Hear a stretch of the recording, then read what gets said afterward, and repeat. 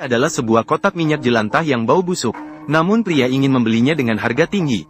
Pedagang terlihat bingung. Pria menjelaskan kepadanya, di mata orang awam, ini hanya sampah, bahkan bisa dianggap sebagai sampah.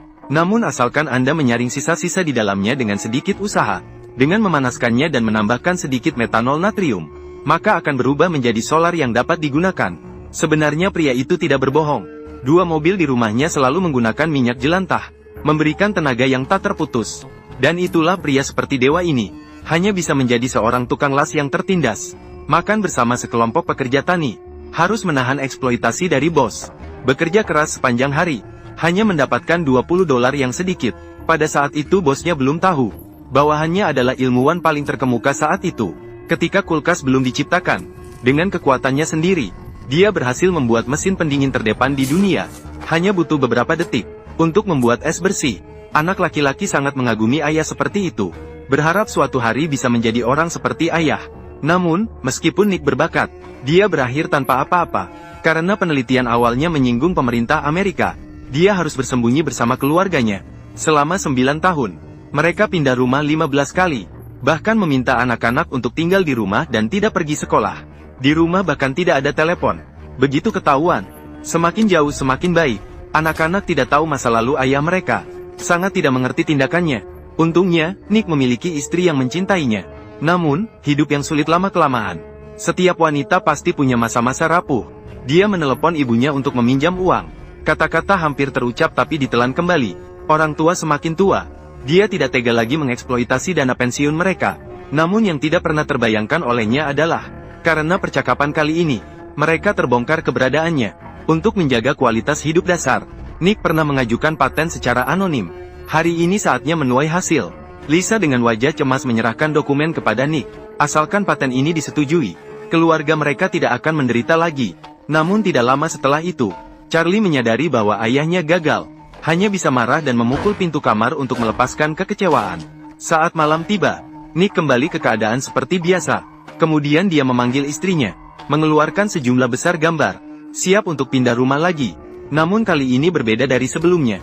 Dia merencanakan untuk membangun sebuah kapal, untuk hidup mengembara di laut selama bertahun-tahun, sehingga tidak akan ada yang menemukan mereka lagi. Lisa juga merasa bahwa ide ini bagus. Namun, pembuatan kapal memerlukan dana yang besar. Nick hanya bisa dengan berani mencari bos tempatnya bekerja sebelumnya, bersiap menjual mesin pendingin kesayangannya kepadanya. Namun, tidak disangka bos tersebut tidak menghargai barang tersebut. Hanya bisa pulang dengan kekecewaan bersama anaknya. Namun, di perjalanan pulang, menemukan sebuah mobil sedan hitam mengikuti dari belakang. Nick tiba-tiba menyadari kemungkinan terbongkarnya, maka meminta anaknya mencari walkie-talkie. Hanya melalui mendengarkan baru menyadari, ada sekelompok besar polisi menuju rumahnya. Kemudian Lisa juga tersadar dengan tiba-tiba, telepon kepada ibu yang membocorkan keberadaan mereka. Namun, Nick tidak marah setelah mendengarnya, karena sebenarnya mereka sudah berencana untuk pergi dari sini. Mereka sepakat bertemu di hotel di utara kota kecil. Nick bertanggung jawab untuk mengalihkan mobil yang mengikutinya. Lisa kemudian memanfaatkan kesempatan untuk pergi lebih dulu dengan anak-anaknya. Putri mereka, Ellie, sudah muak dengan hidup pelarian. Lisa juga tidak punya waktu untuk menjelaskannya padanya.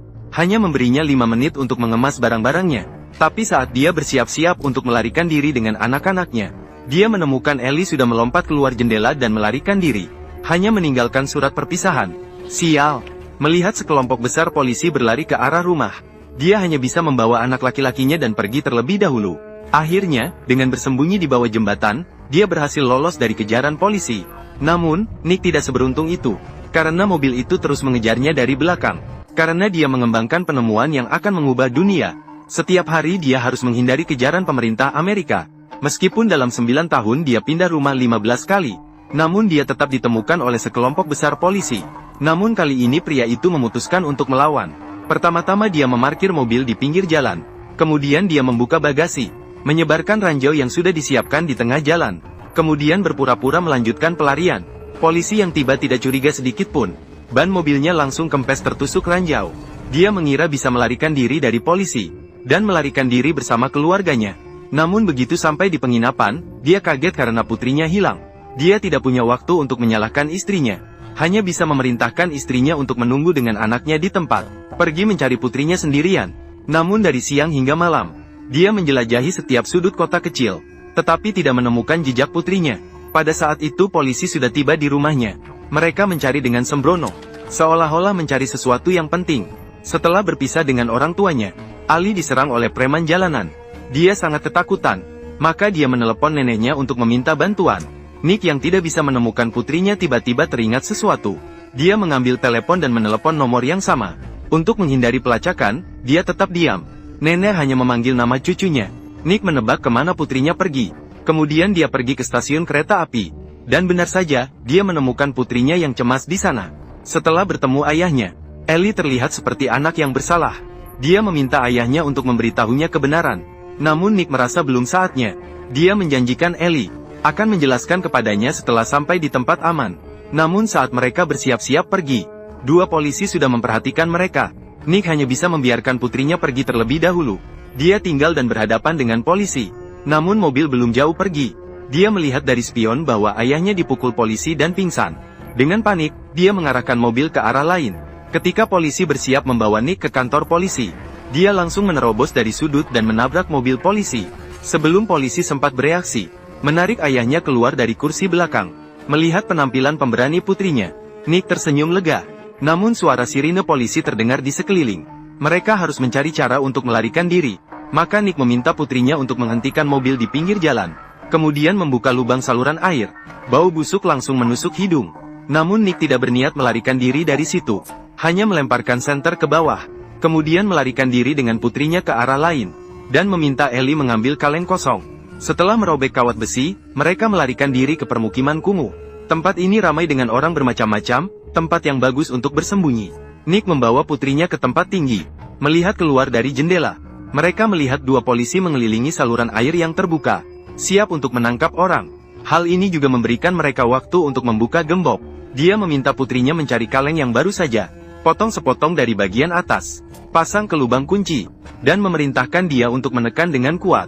Tetapi pada saat gembok terbuka, polisi juga menyadari bahwa mereka telah ditipu. Berbondong-bondong menuju arah mereka. Nick terpaksa membawa putrinya untuk bertemu dengan istrinya. Keadaan sudah sampai pada titik ini. Amerika tidak lagi menjadi tempat perlindungan bagi mereka. Nick berencana melarikan diri ke Meksiko bersama keluarganya. Namun syaratnya adalah, mereka harus mendapatkan uang terlebih dahulu. Dia baru saja masuk ke kantor bos, dan menemukan kesempatan untuk menjadi kaya, karena dia diam-diam melihat Sandy Brankas. Ketika malam tiba, pasangan suami istri langsung masuk melalui jendela. Setelah memasukkan Sandy, brankas terbuka dengan suara. Melihat sejumlah besar uang tunai di dalamnya, Lisa gemetar dengan tangan yang penuh gairah, memasukkan dengan gila-gilaan ke dalam tas. Namun, Nick malah mulai bermain komputer saat itu. Ingin melarikan diri dari Amerika dengan keluarga, harus menemukan seseorang yang dapat dipercaya sebagai perantara, untuk menghindari pelacakan, mengenkripsi percakapan dengan hati-hati. Akhirnya menghubungi seseorang di Meksiko bernama Carla, berjanji kepada Nick akan membantu mereka begitu sampai di sana. Kemudian mereka menemukan seorang kenalan, memperkenalkan seorang penyelundup untuk membantu mereka melarikan diri dari perbatasan Amerika. Namun, yang tidak terduga bagi Nick adalah, penyelundup itu sudah pensiun, mulai melakukan transaksi jual-beli yang normal. Saat itu Nick menyadari pelacak elektronik di tubuhnya, mencurigai bahwa mereka berdua mendapat perlindungan khusus dari pemerintah. Maka berjanji untuk membantu mereka melepaskannya dan memberikan kebebasan. Selain itu, rumah mereka berada di Meksiko. Dan kebetulan, mengikuti Nick adalah jalan pulang yang tepat. Dan dia juga akan membayar mereka dengan sejumlah besar uang tunai. Di hadapan godaan seperti itu, sang kepala ular akhirnya terpengaruh. Tetapi begitu ada yang merusak pelacak, maka akan segera mengirimkan sinyal peringatan dan memanggil polisi. Maka memerintahkan anaknya untuk melapisi mobil dengan kertas timah, sehingga sinyal tidak akan keluar dari mobil. Kemudian memasang chip yang dilepas ke dalam ponsel. Setelah itu, pasang kembali ke tempat semula setelah disambungkan ke sumber daya. Meskipun ditemukan oleh polisi, itu akan terjadi beberapa minggu kemudian. Ketika saat itu tiba, mereka mungkin sudah melewati perbatasan Amerika. Sebelum berangkat, mereka juga membeli banyak bensin, dan memilih untuk melalui jalan kecil. Namun mereka meremehkan kekuatan polisi Amerika. Setelah mengetahui bahwa mereka tertipu, mereka tidak hanya meningkatkan jumlah patroli perbatasan, tetapi juga merekrut banyak milisi lokal sebagai relawan, melakukan pencarian menyeluruh di pedalaman gurun. Nick dan yang lainnya sama sekali tidak menyadari hal ini. Mereka melanjutkan perjalanan sesuai rute yang telah direncanakan. Namun, setelah melewati sebuah bukit, si kepala ular tiba-tiba menghentikan mobil. Sebuah truk pickup muncul di depan mereka. Karena jaraknya terlalu jauh, Tidak bisa melihat apakah mereka polisi patroli atau turis. Untuk berjaga-jaga, si kepala ular menyarankan untuk menunggu di tempat. Namun Nick sangat menekankan untuk mundur dan mengambil jalan lain. Tidak disangka pada saat itu, roda mobil malah terperangkap di lapisan pasir. Suara gemuruh mobil juga menarik perhatian truk pickup. Mereka baru menyadari setelah mereka mendekat. Ternyata benar-benar polisi patroli. Untuk menghindari kecurigaan, Nick harus turun dan menyapa. Dengan tersenyum mengatakan bahwa dia adalah penggemar burung. Membawa keluarga ke sini hanya untuk melihat burung. Tidak disangka lawan percaya pada ceritanya. Memberi peringatan dengan baik hati. Daerah perbatasan seringkali dihuni oleh kelompok kejahatan. Sebaiknya meninggalkan tempat ini sebelum senja. Namun tak disangka, polisi patroli baru saja bersiap-siap untuk pergi. Instruksi disampaikan melalui radio komunikasi. Perhatian semua, ada yang mencoba menyeberangi perbatasan dari utara ke selatan. 4 orang kulit putih dan 2 orang penerjemah, selesai. Ada orang yang sesuai dengan deskripsi di sini, selesai. Petugas patroli perbatasan ini tiba-tiba menyadari, pria berbaju merah di depannya kemungkinan besar adalah buronan. Maka dia mengambil senapan serbu. Dengan diam-diam, dia memanggil 2 rekan untuk menangkapnya. Namun petugas belum menyadari. Saat itu, 2 penjahat sudah bersiap-siap, menggenggam erat pistol siap untuk menghadapi mereka. Melihat ada 2 anak dan seorang wanita di dalam mobil, petugas tidak ingin melukai yang tidak bersalah. Meminta mereka mengangkat tangan dan turun dari mobil terlebih dahulu. Nick segera mengingatkan anak-anak untuk mengangkat tangan di atas kepala. Karena ini adalah Amerika. Sedikit saja terselip, bisa jadi akan tertembak. Setelah ketiga orang turun dari mobil, petugas patroli perlahan mendekati mobil. Beri peringatan kepada 2 kepala ular untuk turun dan menyerah. Namun salah satu kepala ular tiba-tiba menatap dengan ganas. Setelah suara tembakan reda, tangki bahan bakar sudah berlubang-lubang. Terlihat betapa sengitnya pertempuran tadi. Pria itu tanpa ragu sedikit pun, langsung menarik pelatuk untuk menyelesaikan polisi terakhir. Namun saudaranya juga malang meninggal. Lebih buruk lagi, tidak jauh di padang pasir, debu beterbangan. Ternyata suara tembakan tadi menarik lebih banyak polisi. Mereka hanya bisa terpaksa meninggalkan mobil. Sekarang hanya tersisa 1 ember air. Dan setelah kehilangan mobil, mereka hanya bisa bergantung pada kaki mereka untuk keluar dari perbatasan. Namun melintasi padang pasir yang luas tidaklah mudah. Yang lebih mengerikan adalah, karena insiden tadi, beberapa orang mulai berselisih. Joey selalu meratapi kematian saudaranya. Dia menyalahkan segala kesalahan pada Nick. Mereka mulai bertengkar tanpa henti, bahkan berkelahi secara fisik. Jika bukan karena campur tangan keluarga, Nick mungkin saja akan langsung dibunuh olehnya. Setelah melampiaskan, Joey akhirnya tenang. Dia lebih tahu daripada siapapun. Membunuh polisi adalah kejahatan serius. Amerika tidak lagi aman baginya. Mereka hanya bisa kembali ke Meksiko bersama Nick. Masih ada perjalanan 2 hari ke perbatasan dari sini. Jika tidak menemukan lebih banyak air, mereka mungkin akan mati kehausan di tengah jalan. Namun Nick tidak berniat untuk langsung pergi. Dia menemukan menara sinyal 5 km dari sana. Begitu sampai di sana, Joey bisa menelepon teman untuk meminta bantuan. Nick bersedia memberinya lebih banyak uang. Dengan rayuan uang tunai, Joey sementara meninggalkan dendamnya, memutuskan untuk pergi bersama mereka. Namun belum sejauh 1 kilometer, mereka bertemu dengan helikopter bersenjata. Sepertinya patroli perbatasan tidak berniat melepaskan mereka. Untungnya, tidak jauh dari sana ada reruntuhan suku asli. Beberapa orang dengan cepat berlari masuk dan berhasil lolos dari bencana. Namun pesawat baru saja lepas landas. Mereka melihat pemandangan yang akan selalu terkenang seumur hidup. Di pojok sana tergeletak mayat kering. Untuk menghindari anak-anak terluka secara emosional, Nick meminta Joey untuk membawa anak-anak keluar terlebih dahulu.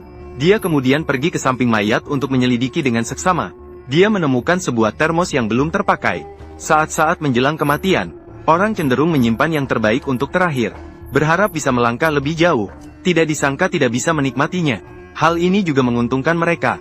Nick menuangkan air berharga ke dalam embernya. Kemudian mereka melanjutkan perjalanan sesuai rute yang telah ditentukan. Untuk segera mencapai menara sinyal, mereka memilih jalan pintas. Namun di sepanjang jalan itu terdapat mayat para penyelundup. Joey hanya menyalakan lilin sebagai tanda penghormatan. Tidak disangka menimbulkan masalah besar. Segera sembunyikan. Mereka adalah sekelompok penyelundup, ingin melewati jalur pintas untuk menyeberangi perbatasan Amerika. Namun banyak orang yang memiliki pemikiran serupa. Sekarang telah menjadi mayat kering, tersebar di setiap sudut jalan gunung. Namun Nick tidak takut. Memerintahkan rekan-rekannya untuk merampas pakaian mereka. Bawa semua yang bisa digunakan. Anak laki-laki menemukan pistol tua yang rusak di dalam sebuah tas. Namun dia tidak memberitahu ayahnya, melainkan diam-diam menyimpannya di dalam tasnya sendiri. Joey telah melewati jalan ini berkali-kali. Setiap kali dengan kebiasaan menyalakan lilin di patung dewa untuk mengenang orang yang meninggal. Tidak disangka kali ini menimbulkan masalah besar, karena tidak jauh dari sana muncul sekelompok penyelundup, dan ada 2 penyelundup yang memimpin. Joey segera memerintahkan semua orang untuk bersembunyi, karena di antara mereka ada aturan tidak tertulis. Di jalan, mereka harus menyingkirkan siapapun yang menghalangi. Untuk mencegah informasi penyelundupan tersebar, mereka baru saja bersembunyi. Kepala ular sudah membawa sekelompok orang ke depan mereka. Banyak di antara mereka yang membawa anak-anak. Namun sayangnya, salah satu dari mereka juga seperti Joey.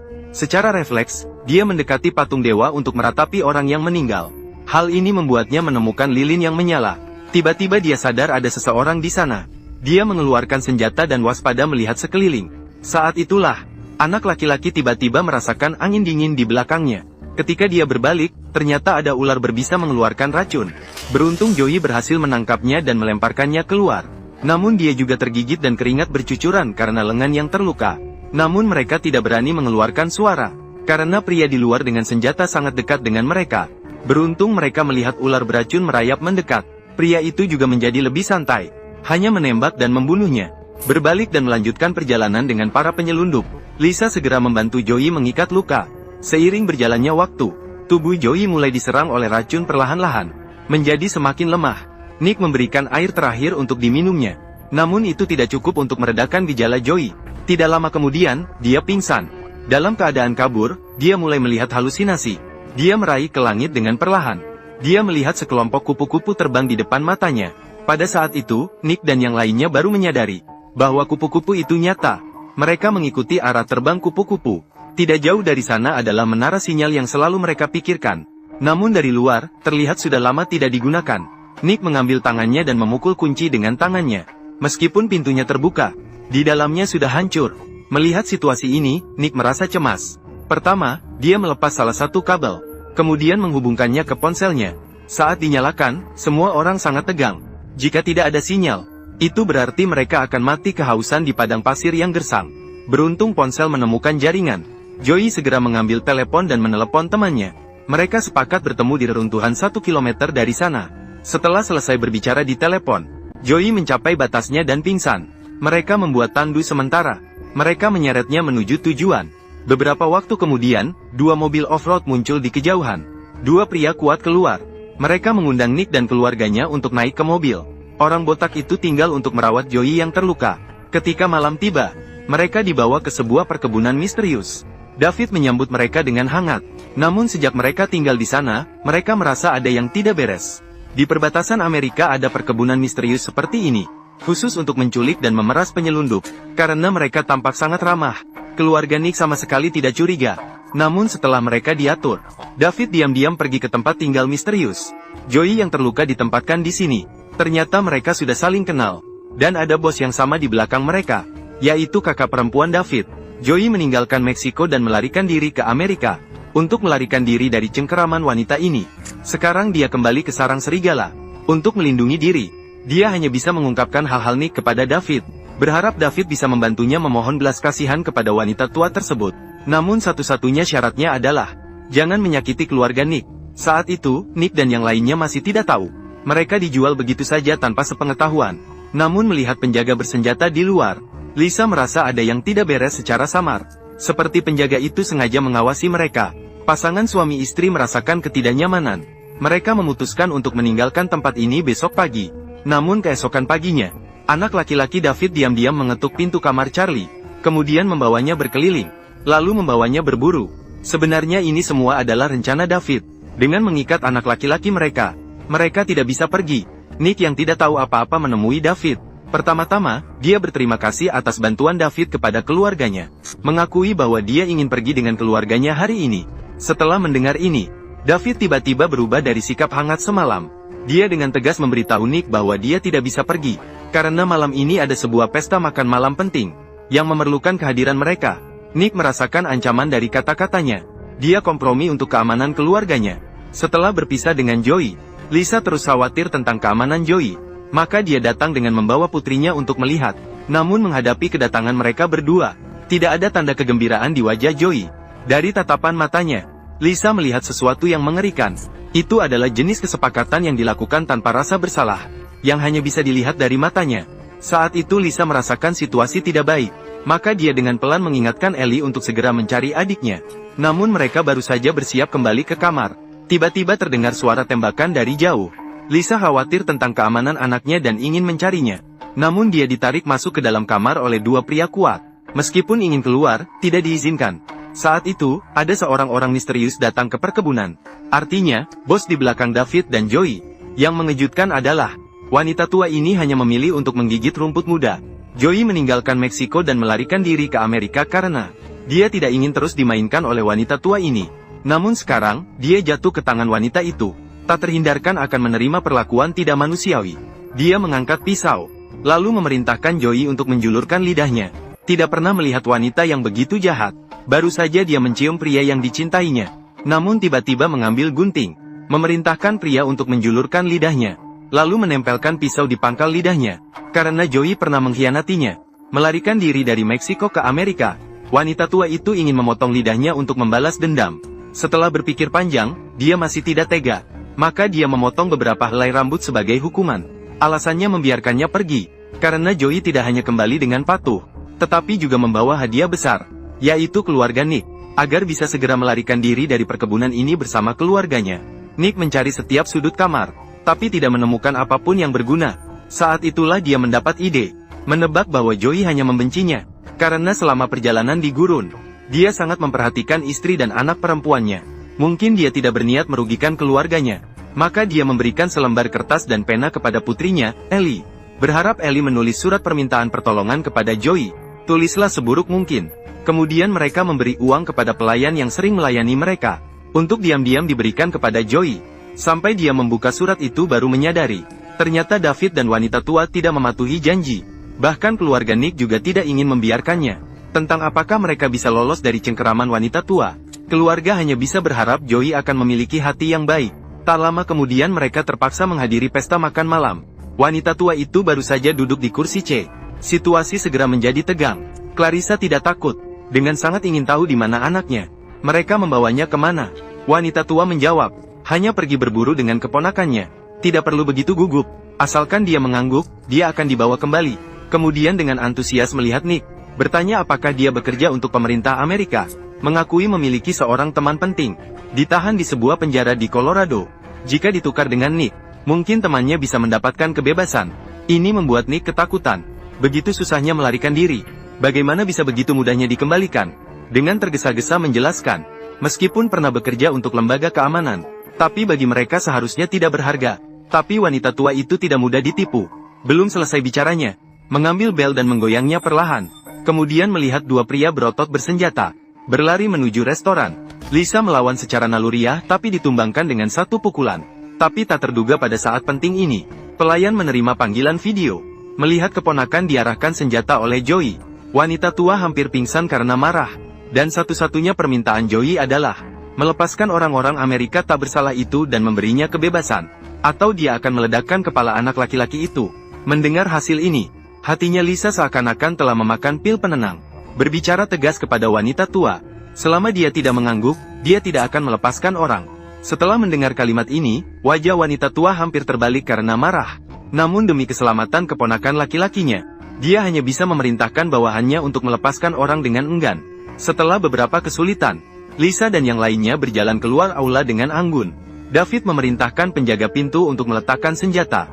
Lisa kemudian mengambil senjata itu, kemudian meledakkan ban mobil untuk mencegah wanita tua mengejar dari belakang. Melihat adegan provokatif ini, wanita tua hampir muntah darah karena marah. Namun tidak ada yang bisa dilakukan. Menunggu mereka tiba di tempat perburuan dan bertemu dengan Joey, Nick memenuhi janjinya dan melepaskan anak laki-laki itu. Mereka tidak berani berhenti sepanjang malam. Mereka tiba di perbatasan Meksiko sebelum matahari terbit. Namun pada saat itu, Nick mulai egois. Dia meminta Lisa untuk menghentikan mobil di pinggir jalan. Tidak jauh dari sana ada sebuah halte bus. Dia berharap untuk berpisah dengan Joey di sini. Hanya karena satu kalimatnya. Joey juga sangat kesal. Aku berjuang mati-matian untuk menyelamatkan keluarga kalian. Usaha ini malah ingin membalas budi dengan kejahatan. Langsung mengarahkan pistol ke kepala Nick. Di suatu garis batas di Meksiko, sebuah kelompok penyelundup dari Amerika diusir dari mobil oleh pemimpin penyelundup. Pria itu mengeluarkan segepok dolar, memohon kepada pemimpin penyelundup untuk membiarkan mereka pergi ke kota kecil terdekat. Namun pemimpin penyelundup hanya tersenyum sinis. lalu turun dari mobil dengan marah, mengutuk mereka sebagai pengecut yang takut pada kekerasan. Tidak tahu betapa berterima kasihnya, padahal baru saja menyelamatkan mereka dengan susah payah. Namun akhirnya dikhianati. Mengacungkan senjata ke kepala Nick. Saat itu Joey sudah pusing karena marah. Dia tidak pernah suka pada Nick sejak awal. Meskipun dia telah melarikan diri dari Amerika, dia masih membawa sifat sombong dan egois itu. Berpikir asalkan punya uang, Anda dapat mengambil apapun yang Anda inginkan dari tangan orang lain. Saat kedua orang itu bertengkar, Charlie tidak jauh dari sana. Diam-diam memegang erat pistol di pinggangnya, siap untuk membunuh Joey kapan saja. Namun, tiba-tiba terjadi perubahan besar. Mungkin karena terlalu terkejut, Nick malah pipis di celana di depan umum. Malu di depan keluarga. Melihat ayahnya begitu lemah, citra ayah dalam hati Charlie telah lenyap. Menelan amarah dengan terpaksa. Joey tidak membuat kesulitan bagi orang lain. Pergi sendirian dengan mobil. Hingga larut malam, keluarga itu naik bus. Terburu-buru ke kota Meksiko. Kemudian mencari penginapan dan tinggal di hotel. Awalnya berpikir bisa keluar dari bahaya. Tidak disangka wanita tua benar-benar tersinggung oleh Lisa. Dia menyewa pembunuh profesional dari Meksiko. Berharap Bill bisa menyingkirkan keluarga Nick. Saat itu, Nick dan pasangannya masih tidak tahu apa-apa. Meninggalkan selembar catatan. Memerintahkan anak-anak untuk tidak keluar setelah bangun. Kemudian keduanya bergegas. Menghubungi kontak bernama Kara. Sementara Bill juga mulai menyiapkan aksinya. Dia memberikan foto keluarga Nick kepada seorang anak laki-laki. Berharap dia bisa membantu menemukan orang yang dicarinya. Yang paling menakutkan di kota Meksiko adalah anak buah ini. Anak laki-laki itu pertama-tama mencetak beberapa puluh foto, lalu membagikannya kepada teman-temannya. Anak-anak ini tersebar di setiap sudut Meksiko.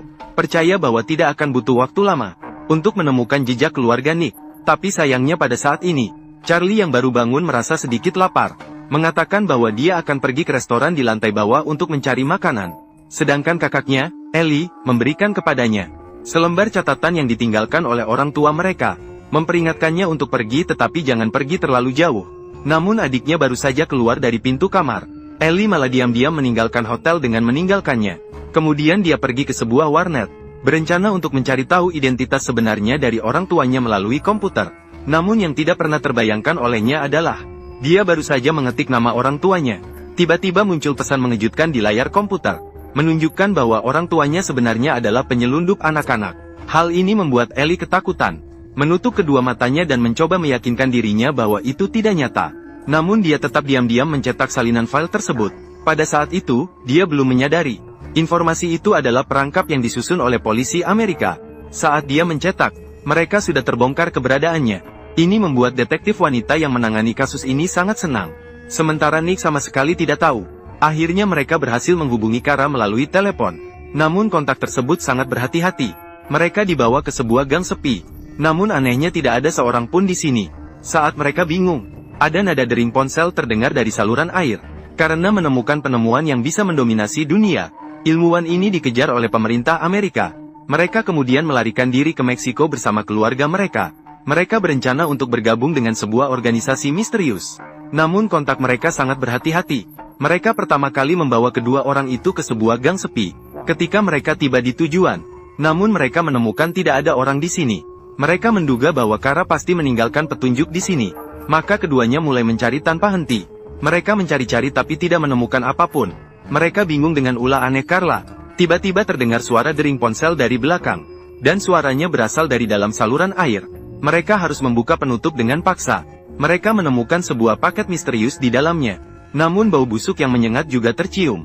Nick menahan napas dan meraih paket itu dengan jari-jarinya.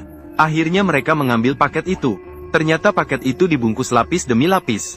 Setelah susah payah, akhirnya mereka berhasil mengeluarkan ponsel itu. Namun saat Nick hendak menjawab, pihak lain tiba-tiba menutup teleponnya. Kejadian tiba-tiba itu hampir membuat Nick marah. Harapan seluruh keluarga bergantung pada orang ini. Setelah memikirkannya berulang kali, mereka memutuskan untuk menghubungi nomor tersebut kembali. Akhirnya mereka mendengar respons dari Carla. Dia memperingatkan bahwa mereka sedang diikuti. Namun Nick dan yang lain sama sekali tidak menyadari. Terus menjelaskan bahwa tidak ada kepada mereka. Carla juga tidak ingin berlama-lama dengan mereka. Mengarahkan mereka untuk berkumpul di pasar sayur terdekat. Dan hanya memberi mereka 10 menit. Dia akan menghilang dalam sekejap malam. Setelah berbicara, langsung menutup telepon. Nick juga menyadari bahwa lawan tidak sedang bercanda. Maka Nick membawa Lisa dengan cepat menuju pasar sayur. Pada saat itu mereka belum tahu Setelah mereka pergi, dua anak itu tidak mengikuti perintah mereka untuk tinggal di hotel, malah berkeliaran dengan terang-terangan di jalan. Sudah ditemukan oleh salah satu informan. Anak laki-laki segera mengeluarkan foto mereka dan membandingkannya dengan cermat. Sangat yakin bahwa itulah orang yang dicari majikan. Belum menunggu mereka menjauh, memberikan kode untuk memanggil lebih banyak anak-anak, memerintahkan mereka untuk terus mengikuti. Bill di sisi lain juga menemukan jejak Nick. Namun dia datang terlambat sedikit. Menunggu dia tiba di gang, hanya melihat sebuah kantong kosong yang bau. Nick dan temannya sedang menuju pasar sesuai petunjuk. Namun, Carla memberitahu mereka melalui telepon, menemukan seseorang yang mengenakan topi baseball oranye. Dia akan membawa mereka untuk bertemu dengannya. Hal ini membuat mereka panik. Di pasar yang ramai, kemana mereka harus mencari? Dan waktu yang tersisa tidak banyak. Yang lebih buruk lagi, Bill juga mendapat kabar dan sedang menuju ke sini untuk mengejar mereka. Tak lama kemudian, mereka tiba di sebuah gang kosong lagi. Mereka melihat sebuah mobil terparkir di kejauhan, dan bagasi terlihat sengaja terbuka. Saat mereka bingung, Carla mengingatkan mereka melalui telepon bahwa mereka sudah sampai di tujuan. Kemudian, mereka melihat seseorang dengan topi baseball oranye, perlahan-lahan mendekati mereka. Tidak hanya satu. Saat mereka berbalik, mereka sudah dikelilingi oleh puluhan pria kuat. Melihat situasi tidak menguntungkan, Nick secara naluriah ingin melawan. Mereka segera dikendalikan oleh 4 orang. Lisa kemudian ditangkap dan dimasukkan ke dalam mobil. Sungguh tak terduga, mereka berdua diculik dengan begitu ceroboh. Dan Bill juga tiba di sini. Melihat adegan Nick dan 2 orang lainnya ditangkap, Bill terlihat bingung. Dia berpikir bahwa pasangan ini telah membuat banyak musuh. Namun sayangnya mereka dalam jumlah banyak. Bill pun tidak berani melawan. Kemudian dia melaporkan situasinya kepada wanita tua itu. Meskipun mereka mengerti sebagian besar kekuatan gelap di Meksiko, namun, organisasi yang mengenakan topi baseball ini baru pertama kali mereka lihat. Ini pertama kalinya mereka melihatnya. Namun, Bill menjamin, 2 anak itu sudah dalam jangkauan pengawasannya. Asalkan Nick selamat kali ini, mereka pasti akan kembali untuk mencari anak-anak itu. Wanita tua itu gemetar dengan gembira setelah mendengar itu. Dia menunggu dengan tenang berita baik dari Bill. Tangkap hidup-hidup. Baik. Mulai mobil. Gadis itu sedang menjelajahi halaman web, disebarkan dengan sengaja di internet. Tinggal di bawah nama sendiri, orang tua mereka ternyata adalah Margot Hauer, dan diam-diam pergi ke Meksiko. Pada saat itu, gadis itu baru menyadari, mereka dan adiknya kemungkinan besar diculik. Maka dia menelepon polisi untuk meminta bantuan. Tanpa disadari jatuh ke perangkap. Ternyata berita-berita ini, semua ini adalah upaya polisi Amerika untuk menangkap Nick, dengan tujuan untuk melacak keberadaan mereka yang melarikan diri. Tujuannya adalah untuk melacak keberadaan mereka yang melarikan diri. Kemudian, si gadis hitam dan seorang polisi lainnya. Mereka pertama-tama menyewa sebuah rumah. Mereka mulai menyewa sebuah rumah. Setiap kali ada kabar tentang Nick, mereka akan menangkapnya. Namun yang mereka tidak tahu adalah, Nick telah jatuh ke tangan organisasi misterius. Pria hitam di depan mereka terlihat sangat ramah secara fisik. Tapi kemudian wajahnya berubah. Langsung memberinya pukulan besar. Nick yang bingung terlihat sangat bingung. Sebelum dia bisa bereaksi, datang lagi satu orang. Nick terluka hingga mulutnya berdarah. Tangannya dan kakinya terikat kuat sehingga tidak bisa melepaskan diri. Setelah selesai, si tua hitam masuk ke inti masalah. Bertanya mengapa Nick dicari-cari oleh pemerintah Amerika. Nick mengakui pernah menciptakan sebuah algoritma yang dapat memanfaatkan perubahan iklim. Bersama dengan hasil penelitian ini, semuanya dijual kepada lembaga keamanan Amerika. Meskipun ditawari harga yang sulit ditolak, namun dia menolak. Karena dia tidak ingin penelitian ini digunakan untuk kepentingan militer, dan menghancurkan semua dokumen fisik. Semua data penelitian ada dalam pikirannya. Dan itulah sebabnya dia dikejar-kejar oleh pemerintah Amerika. Alasan si tua hitam menangkapnya, karena beberapa tahun yang lalu dia mengkhianati organisasi dan bergabung dengan pemerintah Amerika. Saat ini, ketika kesulitan datang, mereka mencari bantuan. Kamu benar-benar berani. Nick selalu mengira Kara adalah nama seseorang. Sebenarnya itu hanya sebuah kode. Merupakan pos penjagaan yang didirikan oleh Red House di perbatasan. Sebuah kode penjagaan yang didirikan. Lao Hei menjelaskan, Kara sebelumnya meninggal dalam kecelakaan pesawat yang aneh. Setelah kematiannya, dia menjadi Kara yang baru. Mendengar berita ini, sedikit kesedihan melintas di wajah Nick. Sementara Red House, organisasi misterius ini, sebenarnya adalah sarang bagi sejenis teroris. Selama bertahun-tahun, mereka selalu memberikan perlindungan kepada para militan dari berbagai negara. Namun, mereka tidak menerima siapa saja. Maka dia bertanya pada Nick seberapa banyak yang dia ketahui tentang Red House. Namun Nick mengaku tidak tahu apa-apa. Mendengar itu, Si tua hitam memberikan tablet ke depan matanya. Lisa di sisi layar terikat dengan kuat. Kemudian dia mengambil telepon dan memberitahu rekan-rekannya untuk mulai bertindak. Pria itu mengarahkan pistol ke belakang kepala Lisa. Hal ini membuat Nick ketakutan. Si tua hitam memerintahkan Nick untuk segera bicara, atau dia akan memerintahkan rekan-rekannya untuk membunuh istrinya. Kemudian mulai menghitung mundur dari 10. Apa yang ingin kau katakan padaku? Bicaralah, Nick. 2. Kalau tidak, bakarlah aku. Ini kesempatan terakhir, jika terlewat, Nick. Nick, sialan. Nick, sayang, tutup matamu, rapatkan. Maaf, sayang. Aku mencintaimu, sayang. Nick, sialan. Sayang, maafkan aku. Saat tembakan terdengar, Nick tetap tidak mengungkapkan sepatah kata pun. Namun yang aneh adalah, Lisa sama sekali tidak terluka. Ternyata semua ini adalah ujian dari si tua hitam kepada Nick. Pada saat nyawa keluarganya dipertaruhkan, Nick tidak mengungkap rahasia organisasi. Dia juga diterima kembali karena itu. Belakangan, Lao Hei memberitahu Nick alamat pantai nyamuk. Ketika sampai di sana, mereka sekeluarga akan aman. Setelah berpisah dengan Old Black, Nick segera menemukan istrinya, Lisa. Dia dengan gembira mengatakan bahwa dia berhasil. Dia sama sekali tidak peduli dengan cedera Lisa. Hal ini membuat Lisa sangat kecewa pada suaminya yang ada di depannya. Dia berbalik dan memberinya tamparan besar. Dia mengutuknya sebagai seorang bajingan. Karena insiden ini, mereka menjadi terasing satu sama lain. Namun, saat mereka kembali ke penginapan, mereka sama sekali tidak menyadari. Mereka telah diintai oleh sekelompok anak nakal. Kabar itu cepat tersebar ke pembunuh Bill. Yang lebih buruk lagi, Nick dan yang lainnya baru saja masuk ke dalam kamar. Sudah ada 2 polisi Amerika yang menunggu mereka sejak lama. Begitu 2 buron masuk ke rumah, mereka terkejut menemukan 2 polisi sudah menunggu mereka di rumah. Nick tampak bingung, mengapa akhirnya terdeteksi, padahal dia bersembunyi dengan baik. Namun yang tidak pernah terbayangkan olehnya, adalah bahwa putri kesayangannya telah mengkhianatinya, dan menuduh mereka sebagai penyelundup anak, yang telah merugikan dirinya dan adiknya. Lalu ia keluar dari ruangan dengan marah. Saat itulah, pembunuh Bill juga telah menemukan hotel ini. Dia dengan hati-hati memeriksa setiap sudut kamar. Tepat saat itu dia bertemu dengan Ellie yang sedang keluar. Menyadari situasi tidak menguntungkan, polisi mendorong Ellie ke sudut dinding. Mereka terlibat dalam baku tembak dengan Bill. Mendengar suara tembakan, Black Mamba juga datang untuk membantu. Namun sebelum dia tiba di lokasi, rekannya telah dibunuh dengan kejam oleh Bill. Melihat pemandangan mengerikan seperti itu, Ellie sudah ketakutan sejak lama. Bersembunyi di sudut tanpa berani bergerak. Untuk melindungi putrinya, Nick dengan nekatnya berlari ke depannya. Namun yang anehnya, Bill tidak langsung menembak dan membunuh Nick. Karena wanita tua pernah memperingatkannya untuk menangkapnya hidup-hidup. Nick juga tiba-tiba menyadari hal ini. Dia tidak berani menembak ke arahku. Maka segera menarik putrinya untuk melarikan diri dari senjata. Saat kedua belah pihak saling menahan, di jalan tidak jauh dari sana, banyak polisi sedang menuju arah motel. Meskipun mendengar suara bel polisi, Bill tidak panik sedikit pun.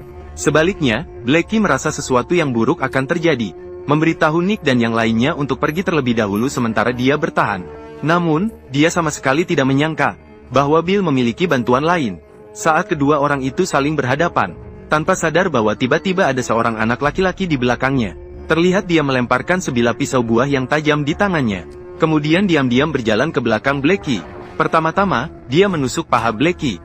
Kemudian dia terus menusuk Blackie beberapa kali hingga mati. Yang lebih aneh adalah, polisi yang datang tidak menghukum penjahat, malah membantu mengurus jenazah. Sungguh tak terduga bahwa ini adalah kota yang terbalik. Komandan polisi, kenapa belum segera menangkap orangnya? Asalkan kamu punya uang. Polisi juga menjadi alat kejahatan. Menghadapi penyelidikan polisi yang besar, Nick terpaksa membawa keluarganya bersembunyi di garasi bawah tanah. Untungnya, mereka berhasil membuka mobil sedan merah. Mereka melarikan diri dari Meksiko sebelum Bill menemukan mereka. Untuk menghindari terbongkarnya keberadaan mereka, Nick membeli lagi sebuah van roti yang akan segera dibuang. Mereka melarikan diri ke sebuah kota kecil di perbatasan bersama keluarga. Namun sayangnya, Bill dengan cepat menemukan penjual mobil bekas tersebut. Dia mendengar gaya van dari mulutnya. Kemudian dia menggaji beberapa anak buah dengan harga tinggi. Dia memerintahkan mereka untuk melakukan pencarian menyeluruh di semua desa terdekat. Melakukan pemeriksaan menyeluruh. Namun Nick sama sekali tidak menyadari hal ini. Dia sedang bersiap-siap dengan baik untuk pergi ke pantai Mosquito. Pertama-tama dia memberikan sejumlah uang kepada Charlie. Berharap dia akan membeli makanan seperti beras dan kacang. Dia sendiri diam-diam pergi ke tepi laut. Dari seorang bos. Membeli sebuah kapal nelayan bekas yang sudah tua. Namun yang tidak pernah terpikirkan olehnya adalah bahwa saat Charlie sedang kembali setelah berbelanja, tiba-tiba menemukan seorang pembunuh telah tiba di desa. Maka dengan berani mengikuti di belakangnya. Tanpa disadari sang pembunuh telah menemukan van mereka, mengambil ponsel, mengambil foto, dan berencana mengirimkannya ke Bill. Melihat adegan ini, Charlie langsung panik. Maka dia mengeluarkan pistol dari pinggangnya, mendekati pria dari belakang dan memperingatkannya untuk tidak berteriak. Namun pria itu hanya menganggapnya sebagai anak kecil. Dia sama sekali tidak memperhatikannya. Kemudian menekan tombol kirim di ponselnya. Kemudian, setelah mendengar suara tembakan, Nick menyadari situasinya tidak baik. Ketika mereka tiba di tempat kejadian, polisi sudah membawa Charlie pergi. Mereka tidak bisa secara terang-terangan menculik orang. Mereka harus meninggalkan sementara dan mencari cara lain. Namun yang tidak pernah terpikirkan oleh Nick adalah, meskipun kota kecil ini sangat terpencil, namun kantor polisi sangat kuat. Sudut-sudut dipenuhi polisi yang berjaga. Bagaimana menyelamatkan anaknya menjadi masalah terbesar. Pelaku pencarian internasional tiba-tiba muncul di depan kantor polisi. Dia menatap tanah tanpa berkedip, karena suara air mengalir terdengar dari sana. Kemudian dia diam-diam mendekati saluran air kotor tidak jauh dari situ, memastikan bahwa sumber air mengalir berasal dari bawah kantor polisi. Hal ini membuatnya memunculkan sebuah ide yang mengerikan. Dia akan merampok penjara. Langsung setelah itu, dia mencari sepanjang jalur sebaliknya dari penutup saluran pembuangan. Akhirnya dia menemukan saluran air keluar 1 kilometer dari sana. Rencana untuk merampok penjara sudah ada. Karena itulah dia mengambil risiko seperti ini. Karena 1 jam yang lalu, anaknya dipenjara oleh polisi karena membawa senjata. Malam ini adalah Halloween tahunan lagi. Ketika saatnya tiba, hanya 1 polisi yang akan tinggal di kantor polisi untuk menjaga. Ini juga merupakan kesempatan terbaik bagi mereka untuk menyelamatkan seseorang. Nick menugaskan tugas kepada setiap orang. Kemudian seseorang membawa kayak dan menuju ke saluran air keluar, menunjukkan kepada Ellie untuk memberikan sinyal di atas. Dia sendiri membawa palu dan masuk ke saluran air. Dia terus berjalan ke bagian bawah bangunan kantor polisi. Dia menggantung palu di saluran air. Kemudian dia kembali ke jalur semula. Jangan pernah meremehkan palu ini. Ini adalah kunci keberhasilan dia dan anaknya melarikan diri dari penjara. Selain harus berurusan dengan polisi, yang lebih membuat pusing adalah pembunuh itu. Bill baru saja mendapat kabar, menuju ke arah kota kecil tempat Nick berada, dan jaraknya kurang dari 8 km. Akhirnya malam tiba. Nick dan putrinya, Ellie, menyamar dan tiba di depan kantor polisi. Yang harus mereka lakukan sekarang adalah menarik keluar satu-satunya polisi di dalam. Setelah tugas dibagikan, keduanya berpisah. Nick pertama-tama menemui istrinya, Lisa, memerintahkan dia untuk memukulnya. Tak disangka Lisa benar-benar keras. Semua kebencian selama beberapa hari keluar pada saat itu. Nick dipukul hingga mulutnya berdarah dan penglihatannya kabur, tapi juga mencapai efek yang diinginkan. Kemudian dia pergi ke kantor polisi pura-pura dirampok. Saat polisi bertanya, di luar, Ellie sudah mulai menciptakan kepanikan. Dia menyelipkan benang ke dalam tangki bensin dan menyalakannya dengan korek api. Ketika Bill tiba di sini, dia langsung melihat Van Nick sedang bersiap-siap untuk melihat. Namun, dalam sekejap, suara ledakan seketika menarik perhatian polisi di dalam, memperingatkan Nick untuk tetap di sana dan tidak bergerak, bersiap untuk memeriksa situasi. Ini juga memberikan Nick waktu yang cukup untuk menyelamatkan orang, menemukan kunci pintu penjara di dalam sebuah pakaian. Namun sayangnya, di luar, Bill sudah bersama anak buahnya, membawa sandera polisi masuk ke kantor polisi, sambil mendengar suara pintu terbuka. Saat dia masuk, menemukan Nick sudah mengunci pintu dari dalam. Tanpa bisa menahan diri, mulai mengejek Nick sebagai seorang jenius. Malah bodoh sampai mengurung diri di penjara. Namun, dia tidak tahu, Nick telah mempersiapkan diri dengan baik untuk menyelamatkan anaknya. Tidak lama kemudian, dia melepaskan anaknya dari penjara. Kamu baik-baik saja, ikut saya. Kemudian mereka sampai di sebuah ruang penyimpanan. Dan yang tergantung di atas lubang pembuangan adalah palu yang telah disiapkan sebelumnya. Begitu penutupnya terbuka, kedua orang bisa melarikan diri. Untuk memastikan tidak terlihat oleh Bill, Nick dari laci mengeluarkan tumpukan dokumen dan melemparkannya ke lantai. Memerintahkan Charlie untuk melakukan hal yang sama, merusakkan ruangan sepenuhnya.